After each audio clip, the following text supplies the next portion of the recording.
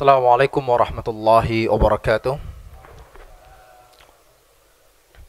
Innal hamdalillah nahmaduhu wa nasta'inu wa nastaghfiruh wa na'udzu billahi min syururi anfusina wa min sayyiati a'malina man yahdihillahu fala mudilla lahu wa man yudlilhu fala hadiyalah. Asyhadu an la ilaha illallah wahdahu la syarika lah wa asyhadu anna Muhammadan abduhu wa rasuluh.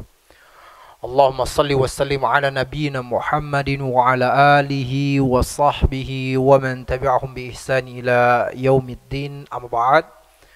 Ikhwatal iman rahmati Allah subhanahu wa ta'ala, puji dan syukur kita kepada Allah subhanahu wa ta'ala yang telah memberikan limpahan rahmatnya, maghfirahnya, kenikmatan-kenikmatannya kepada kita semua, baik nikmat keimanan, keislaman, kesehatan, kekuatan, serta nikmat-nikmat yang lainnya, sehingga Allah subhanahu wa ta'ala berikan kesempatan kepada kita semua untuk berkumpul di masjid ini dalam rangka mendekatkan diri kita pada Allah subhanahu wa ta'ala dengan bermajelis ilmu, di mana Rasulullah sallallahu alaihi wasallam telah bersabda, majtama'a qaumun fi baitin min buyutillah, tidaklah berkumpul suatu kaum di rumah-rumah Allah, di masjid-masjid Allah, wa hum yatluna kitaballah, di mana mereka membaca kitab Allah, wa yatadarasunahu bainahum, kemudian mereka pun mempelajari isi kandungannya, mempelajari apa yang terkandung di dalam agama Islam, lalu kemudian berusaha untuk mengamalkan dalam kehidupannya, illa nazalat alaihimus sakinah,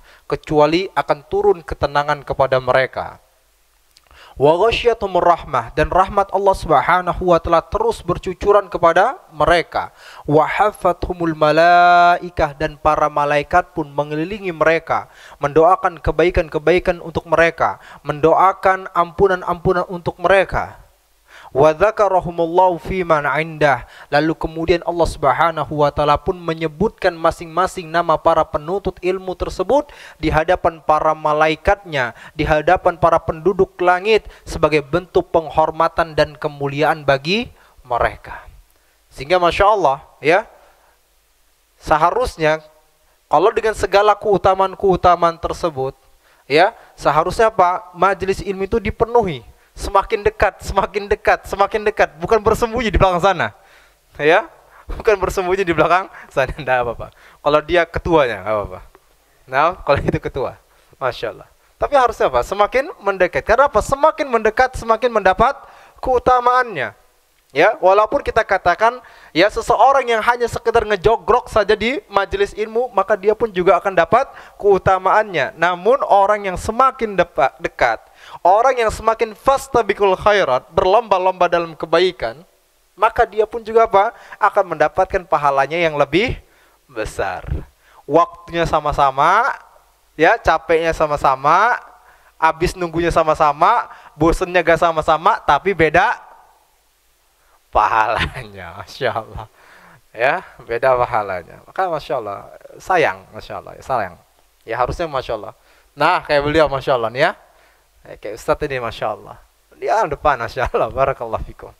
Nah, kemudian salawat serta salam semoga Allah senantiasa mencurahkan kepada Nabiul Mustafa, Nabi Muhammad sallallahu alaihi wasallam, yang telah mengajarkan kepada kita Islam yang sempurna, membimbing kita menuju keridhaan Allah subhanahu wa ta'ala, di mana Allah subhanahu wa ta'ala telah berfirman, qul in kuntum tuhibbunallah, katakanlah ya Muhammad, jikalau kalian benar-benar cinta kepada Allah, rindu kepada Allah, ingin tunduk dan dekat kepada Allah, fattabi'uni, maka ikutilah Rasulullah sallallahu alaihi wasallam dalam akhlaknya, muamalahnya, ibadahnya, akidahnya, tazkiyatun nufusnya. Yuhibbukumullah, maka Allah pun akan cinta kepada kalian, wa yaghfir lakum dzunubakum, dan akan mengampuni dosa-dosa seseorang, ya, dosa orang tersebut. Dan kalau seseorang sudah diampuni dosa-dosanya, ya, dihapuskan segala kekhilafannya, maka sungguh tidak tempat bagi orang-orang tersebut kecuali surga Allah subhanahu wa ta'ala. Maka sering kita katakan, ya, jangan sampai menjadi orang-orang yang bertepuk sebelah tangan. Ya, jangan sampai menjadi orang-orang yang bertepuk sebelah tangan, di mana dia cinta kepada Allah, namun Allah tidak cinta kepadanya. Dikarenakan apa?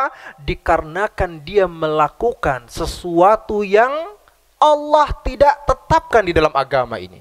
Allah tidak ajarkan di dalam agama ini. Kan gitu. Ya, makanya Imam Ibnu Qayyim Al-Jauziyah rahimahullah telah berkata, "Laisa sya'nu an tuhib, walakinna sya'na an tuhab." Bukan perkara pentingnya engkau mencintai Allah, ya, namun perkara yang pentingnya adalah engkau dicintai Allah.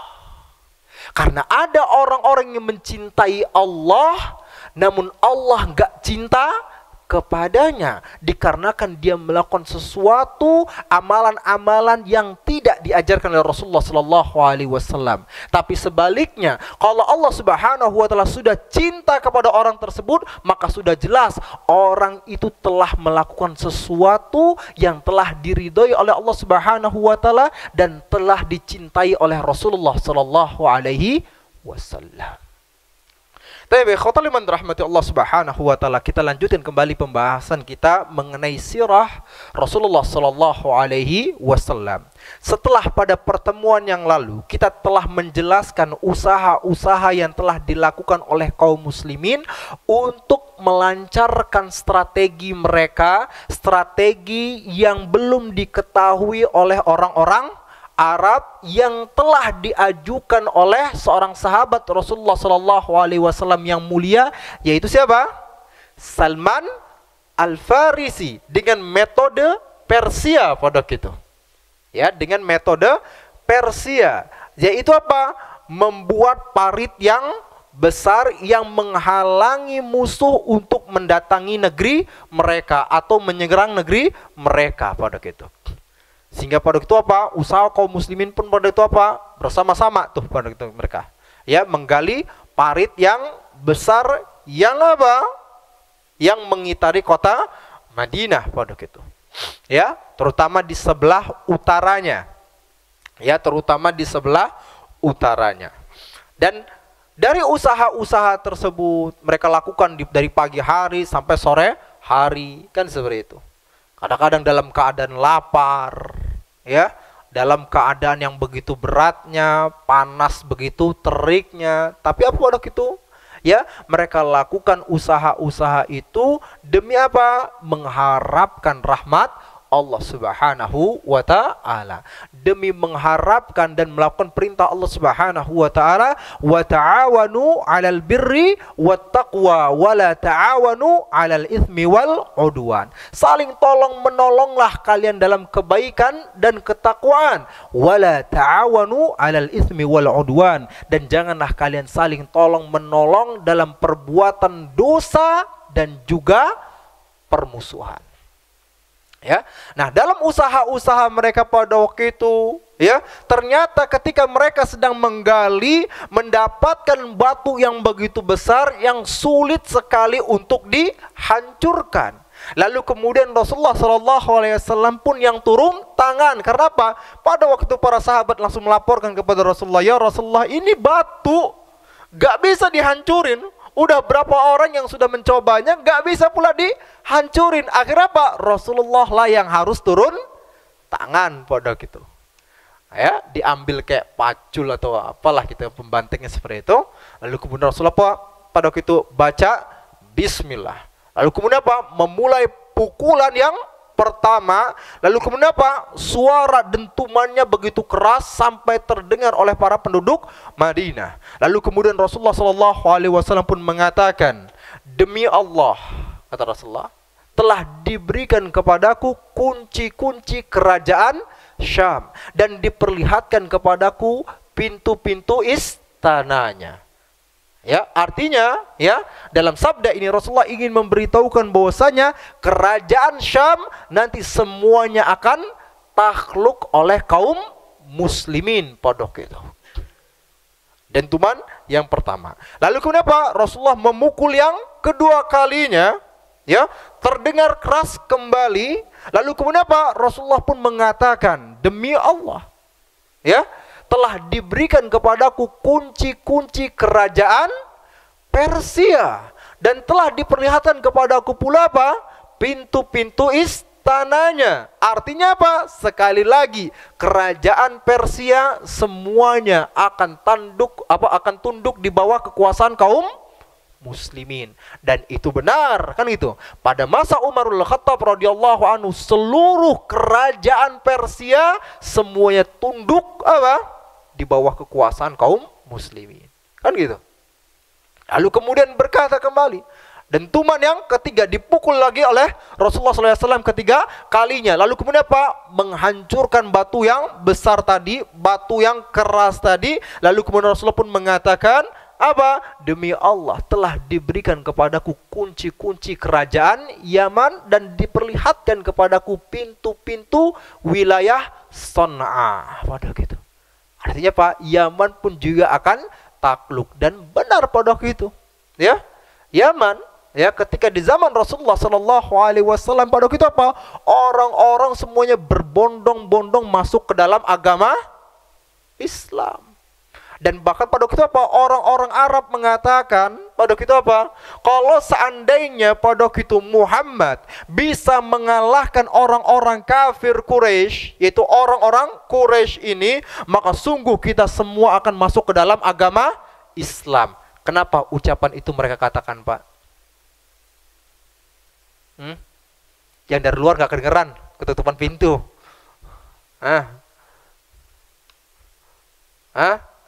Kenapa Pak orang-orang Arab berkata demikian? Kalau seandainya Muhammad bisa mengalahkan orang-orang Quraisy, ya, maka kita semua akan masuk ke dalam agama Islam.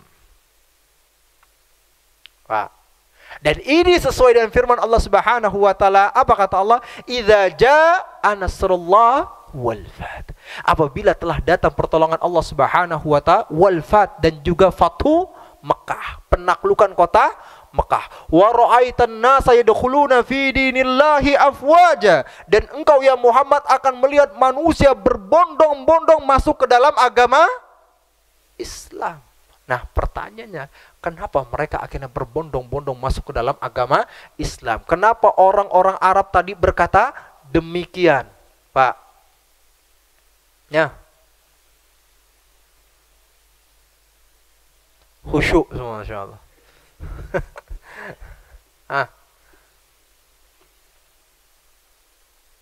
Pak, sudah dapat ilham belum? Belum? Ya Allah. Saya pengen dengar jawaban dari ketua yang di belakang sana, di belakang jendela itu. Ya. Tapi nggak kedengeran, Masya Allah.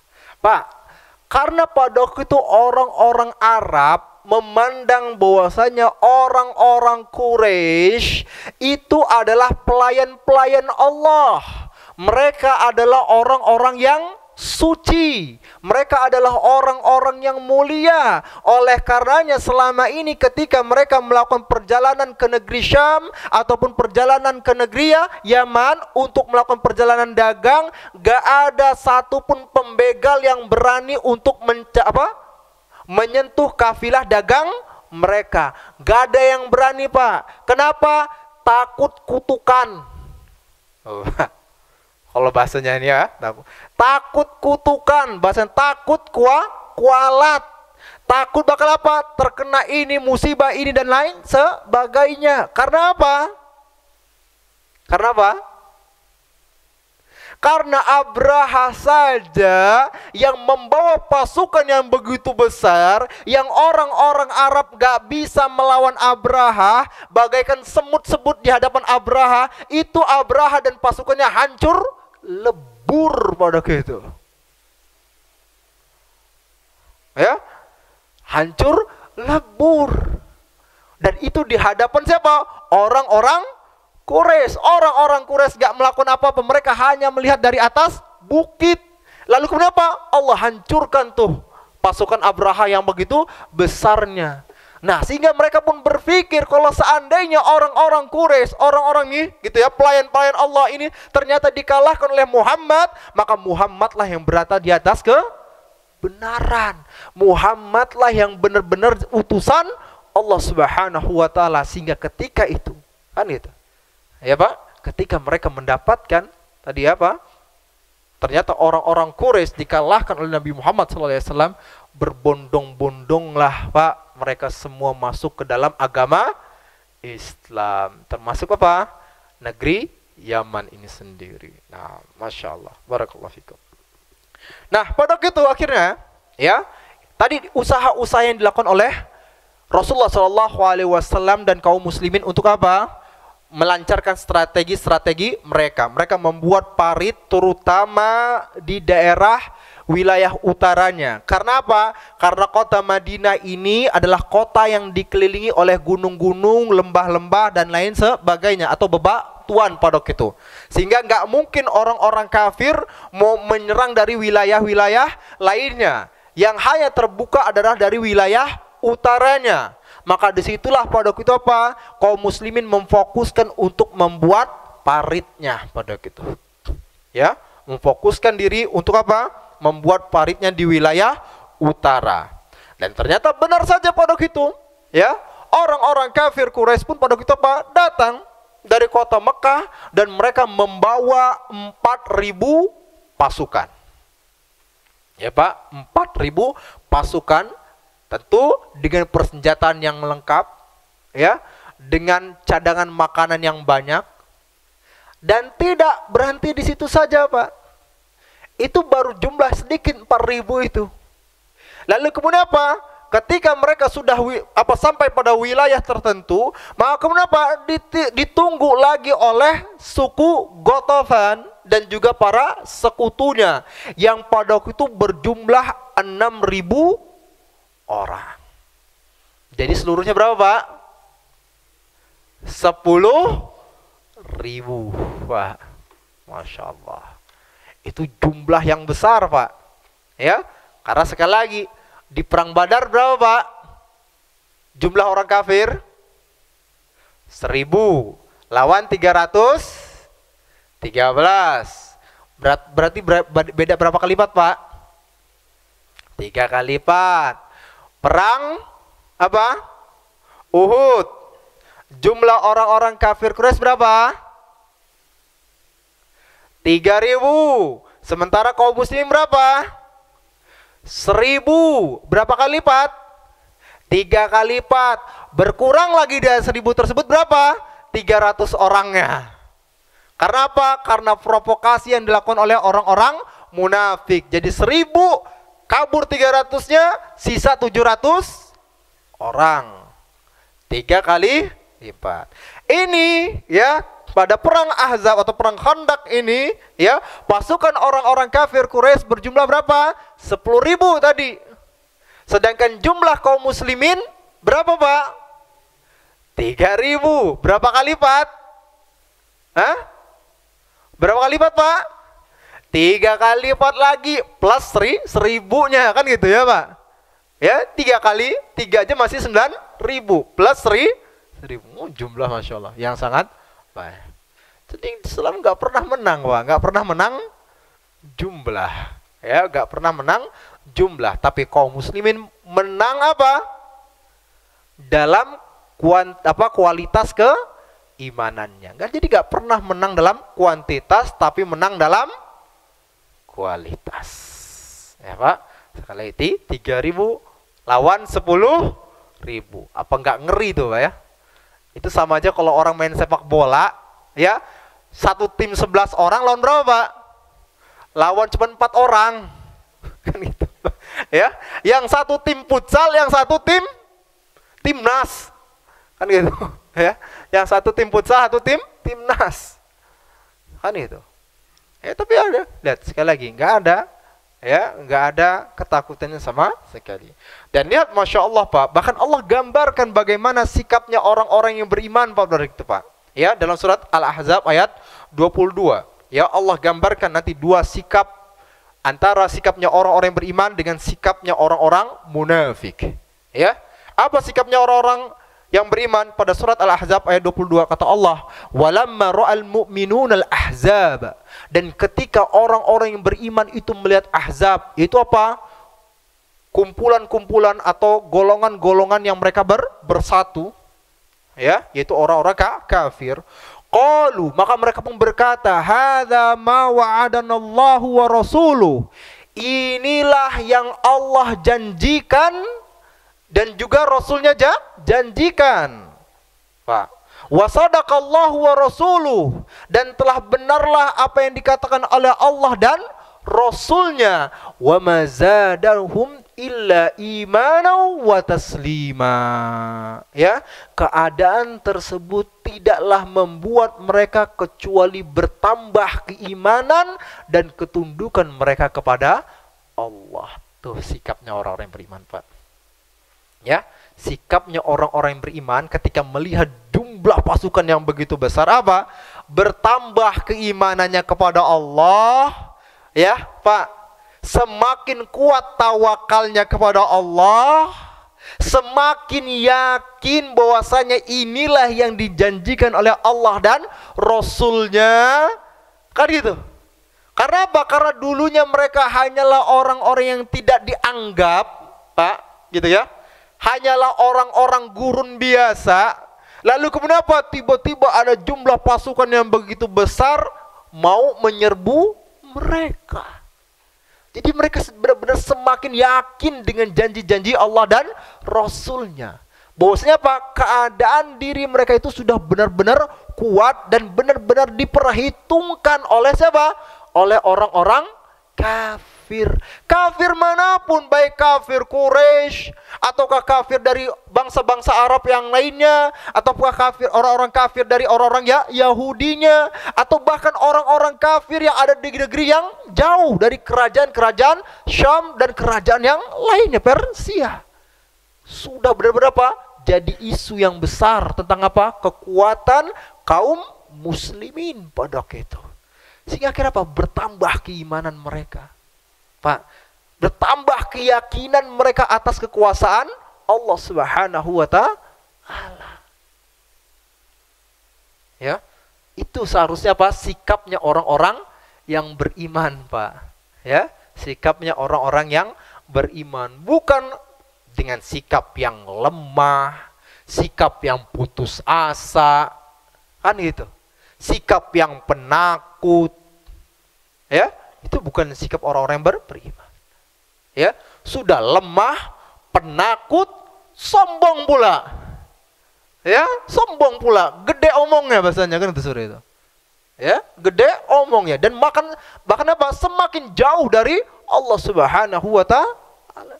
Ah, ini keadaan orang-orang muslim di akhir zaman ini. Ya, Pak. Sehingga akhirnya apa? Yang gak heran akhirnya apa? Orang-orang kafir dari negeri manapun sudah tidak lagi memperhitungkan apa? Kaum muslimin ini. Ya, sudah gak lagi memperhitungkan kaum muslimin. Tapi ketika Allah Subhanahu wa ta'ala mendidik suatu negeri, ya, untuk menjadi kuat, mereka jadikan bosnya apa? Mereka ini lemah, gak ada gunanya, gak ada manfaatnya, kecuali apa? Kecuali ketika mereka benar-benar bertawakal kepada Allah Subhanahu wa ta'ala. Itu kan yang terjadi pada Suriah. Iya, Pak. Bertahun-tahun mereka dihancurkan oleh orang-orang kafir, oleh orang-orang Syiah. Udah ribuan manusia, ratusan ribuan manusia yang telah wafat pada waktu itu. Dibunuh oleh orang-orang Syiah, dibunuh oleh orang-orang kafirnya.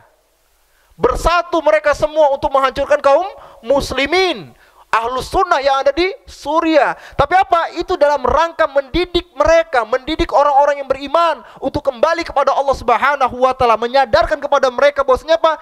Senjata mereka nggak ada gunanya. Kan gitu. Kuantitas mereka nggak ada gunanya. Kan gitu. Tapi ketika mereka sudah kembali kepada Allah, Allah berikan kekuasaan kepada mereka. Tunduklah semua orang-orang kafir tersebut. Tuh, Pak. Suriah yang nanti akan jadi apa, Pak?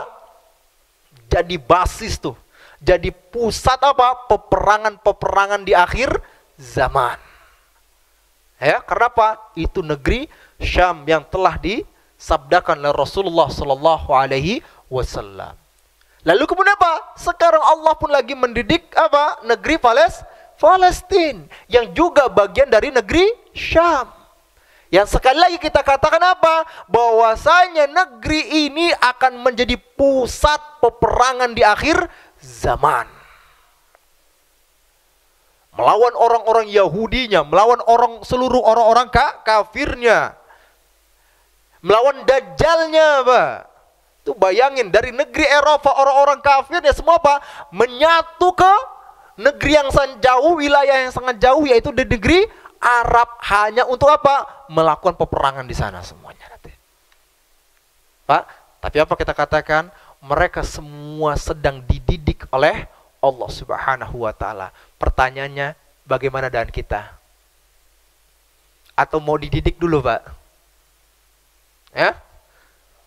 Sebelum dididik dengan didikan yang keras, lebih baik langsung kita kembali kepada Allah Subhanahu wa ta'ala. Karena apa, Pak? Pendidikan yang diberikan kepada mereka itu begitu berat, Pak. Dahsyat. Mereka kehilangan anak-anak mereka, kehilangan istri mereka, kehilangan pasangan mereka, kehilangan orang tua mereka, kehilangan keluarga mereka. Yang maaf ngomongnya, kita kehilangan satu keluarga saja udah merengek-rengek, udah menangis-nangis. Tapi mereka memperhatikan, melihat bagaimana anak-anak kecil mereka meninggal di hadapan mereka. Ya, dan mereka hanya mengatakan inna lillahi wa inna ilaihi raji'un. Lalu kemudian apa? Gempuran-gempuran itu udah biasa aja mereka. Ya, Pak, ada gempuran sambil ngopi mereka. Ya, ada gempuran sambil zikir mereka. Biasa aja udah. Karena apa? Sudah yakin kematian kalau kata Allah sudah ditentukan, mati mereka dimanapun berada. Itu, Pak, udah tinggi bener tuh keyakinan mereka, Pak. Ya, Pak, udah dahsyat banget tuh keimanannya tuh, Pak. Tuh keyakinan mereka udah datang roket, datang ini dan sebagainya. Dalam keyakinan mereka, kalau memang harus mati ya mati di sini. Kalau enggak ya enggak bakal mati. Nah ini enggak kita, Pak, sudah tua renta masih berpikir mati ya 1000 tahun lagi. Mereka enggak ada takut-takut lagi mati. Kalau memang harus mati, mati di sini. Tapi kita, Pak, di sini, Pak, udah tua renta, udah kolesterolan, kena jantung. Kenapa? Kena stroke dan lain sebagainya, masih berpikir saya enggak bakal mati, enggak bakal mati sekarang. Masih 1000 tahun lagi. Repot nih kayak gini. Akhirnya apa? Dunia itu baru kemudian apa? Tuh, masuk semuanya ke dalam pikirannya. Lalu kemudian apa? Melalaikan dia untuk beribadah kepada Allah Subhanahu wa ta'ala. Tapi orang-orang yang beriman tadi apa? Wa mazadahum illa imana wa taslima. Keadaan yang tadi apa? Datangnya musuh-musuh Allah yang begitu besarnya tidak menambahkan apa-apa kecuali apa? Keimanan dan ketundukan kepada Allah Subhanahu wa ta'ala. Ini sikapnya orang-orang yang beriman, Pak. Tapi sebaliknya, ya, sikapnya apa? Orang-orang munafik yang ada di negeri Madinah tersebut, apa kata mereka? Ya, dalam Allah katakan dalam surah Al-Ahzab ayat 12, apa kata Allah? Wa idh yaqulul munafiqun, ya, walladzina fi qulubihim marad. Dan ingatlah ketika orang-orang munafik dan juga orang-orang yang punya penyakit di dalam hatinya, ya, melihat apa? Melihat pasukan yang besar tersebut, apa kata mereka? Ma wa'adanallahu wa rasuluh illa ghurura. Kata mereka, tidak ada yang dijanjikan oleh Allah dan Rasulnya kecuali hanyalah tipu daya yang akan membinasakan mereka, kata mereka. Lihat, Pak. Ya, provokasi mereka, propaganda yang mereka katakan kepada orang-orang itu pasukan besar. Tuh, Allah dan Rasulnya yang dijanjikan oleh Muhammad, itu hanya apa? Hanya akan mencelakakan kita, hanya akan membinasakan kita. Tuh kata orang-orang munafik. Dan seperti itulah sifatnya orang-orang munafik dimanapun dia berada, di zaman apapun itu. Ya, baik dari zaman Nabi Muhammad SAW sampai zaman sekarang ini, gitu tuh sifatnya orang-orang munafik. Yang penakutnya iya, kan gitu. Yang provokasinya iya, yang melemahkan kaum musliminnya iya, yang merendahkan Allah dan Rasulnya iya, yang berusaha untuk menjauhkan kaum muslimin dari syariat agama Islam ya iya. Itulah sifatnya orang-orang munafik. Ya, Pak, sifatnya orang-orang munafik. Ya, ketika apa? Ada orang-orang ahlu sudah mengatakan, yuk kita tunduk kepada apa? Kepada Al-Quran dan sunnah Rasulullah Sallallahu Alaihi Wasallam. Kata mereka, hari gini, zaman gini masih kembali ke Al-Quran. Kuno bener. Tuh kata mereka. Hari gini kata mereka, kembali apa? Kembali kepada hukum-hukum syariat Islam. Ya elah kata mereka, terbelakang banget. Tuh Pak, ya, provokasi-provokasi yang mereka buat. Akhirnya apa? Keluar ucapan-ucapan mereka, yuk kita rekonstruksi ulang Al-Quran Al-Karim. Kita rekonstruksi apa? Hukum-hukum yang ada di dalam agama Islam. Buat apa? LGBT dilegalkan. Lalu kemudian apa? Pernikahan sesama jenis legalkan. Riba oke kan? Kan seperti itu. Ya Pak. Wah. Ya, ajaran-ajaran pluralisme, itulah sebuah toleransi kata mereka. Ya Pak. Ini nih orang-orang munafik. Ya Pak, orang-orang munafik. Nah, sekarang yang kita hadapi ini, ya, sebelum kita menghadapi siapa? Musuh-musuh Allah, kan itu seperti itu yang di luar sana. Ini yang kayaknya yang harus kita hadapi ini siapa? Orang-orang munafiknya dulu nih yang ada di negeri ini nih. Ya, orang-orang munafiknya terlebih dahulu. Pembawa-pembawa khurafat yang kita hadapi terlebih dahulu. Orang-orang yang mengatakan apa? Apa? Pesawat mereka bisa udah terbang, bisa dimundurin lagi. Nah itu tuh, kayak gitu yang kita lawan tuh. Ya? Apa? Karena kewalian dari si ininya nih, ya, dari kakeknya apa? Pesawat terbang, udah terbang, mundur lagi bisa, kan gitu, keren tuh. Itu yang harus kita lawan tuh, Pak. Sekarang ini, ya. Yang harus kita lawan apa? Khurafat, orang-orang yang mengatakan apa? Bahwasanya kakeknya bisa memadamkan api neraka jahanam. Tuh yang kita lawan sekarang ini. Ya Pak? Ya? Ya, yang harus kita lawan apa? Bahwasanya karena kewalian si bulan ini akhirnya apa? Rasulullah keluar tuh dari apa? Dari kuburannya gerak-geruk, lalu kemudian apa? Mencium lututnya. Tuh orang yang seperti ini harus kita lawan ajaran-ajarannya. Ya, kita harus mengajak umat apa? Kembali kepada sunnah. Tapi ada orang-orang yang mengatakan apa? Dikit-dikit dalil, dikit-dikit dalil. Repot tuh kayak gitu Pak. Ya. Jadi sebelum ada pendidikan sana nih, kita yang apa? Yang harus kita lawan tuh Pak. Belum kemudian apa? Ada walidnya tuh. Ya kan gitu. Ya. Ada ajaran walidnya tuh. Ya, itu yang harus kita hadapi sekarang ini. Ya. Wa na'udzubillah min dzalik. Nah, sekali lagi kita katakan, ini tadi apa? Sikapnya orang-orang yang beriman dan sikapnya orang-orang munafik ketika datang siapa? Ketika datang Ahzab. Itu apa? Pasukan-pasukan kafir yang mereka kemudian bersekutu untuk melawan orang-orang muslim pada waktu itu. Nah, ketika itu akhirnya apa? Rasulullah Shallallahu Alaihi Wasallam dan orang-orang yang beriman pun, ya, berangkat meninggalkan kota Madinah menuju wilayah utara dengan 3.000 orang pada waktu itu. Ya, dengan 3.000 orang-orang kaum muslimin. Lalu kemudian apa? Ketika mereka sudah sampai di Gunung Sila, maka mereka jadikan tuh gunung tersebut sebagai benteng pertahanan mereka. Ya, mereka buat tuh benteng pertahanan mereka. Dijadikan formasinya di situ. Lalu kemudian apa? Yang memisahkan antara mereka dengan orang-orang kafir adalah apa? Parit yang telah mereka buat pada kita Pak.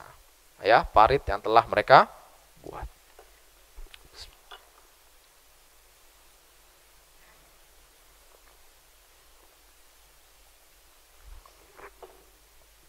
Lalu kemudian selanjutnya Rasulullah Shallallahu Alaihi Wasallam pun memerintahkan, ya, kepada Abdullah bin Umi Maktum untuk menjadi pemimpin sementara yang ada di kota Madinah. Dan kita tahu Abdullah bin Umi Maktum adalah seorang yang buta, ya. Tapi lihat Diperintahkan oleh Rasulullah Shallallahu Alaihi Wasallam untuk menjadi apa? Pemimpin sementara yang ada di kota Madinah. Ini menunjukkan apa? Kedudukan Abdullah bin Ummi Maktum.